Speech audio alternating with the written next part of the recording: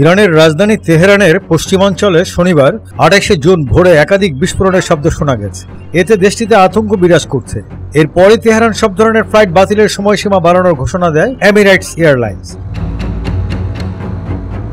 শনিবার ২৮ জুন এক বিবৃতিতে এমিরেটস এয়ারলাইন্স জানায়, আঞ্চলিক পরিস্থিতির কারণে ইরানের রাজধানী তেহরানের সাথে তাদের ফ্লাইটের বাতিলের সময় ৫ জুলাই পর্যন্ত বাড়ানো হয়েছে। এই সময় ইরানে কোনো ফ্লাইট যাবে না এবং ইরান থেকেও কোনো ফ্লাইট উড্ডয়ন করবে না, খবর দি টাইমস অফ ইসরায়েলে।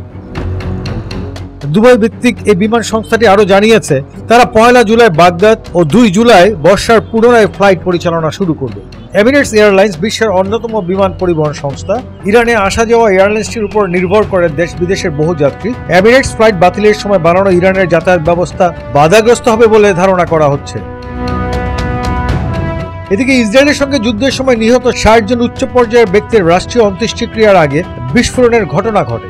সঙ্গে সঙ্গে তেহরানে সক্রিয় করা হয় আকাশ প্রতিরক্ষা ব্যবস্থা। ইরান ইন্টারন্যাশনাল সূত্রে জানা গেছে, তেহরানের ইসলাম শহর এলাকায় বিস্ফোরণ ঘটে এবং সেখানকার আকাশে অ্যান্টি এয়ারক্রাফট গান চালানো হয়। স্থানীয় সোশ্যাল মিডিয়া ব্যবহারকারীদের পোস্ট থেকে তথ্য উঠে এসেছে। তেহরানের পশ্চিমাঞ্চলে এই বিদ গানে একটি সামরিক ঘাঁটি ও ক্ষেপণাস্ত্র স্থাপনার জন্য পরিচিত। সম্প্রতি ১২ দিনের ইরান ইসরায়েল যুদ্ধ চলাকালীন ইসরায়েলি হামলার লক্ষ্যবস্তু হয়েছিল এই শহর।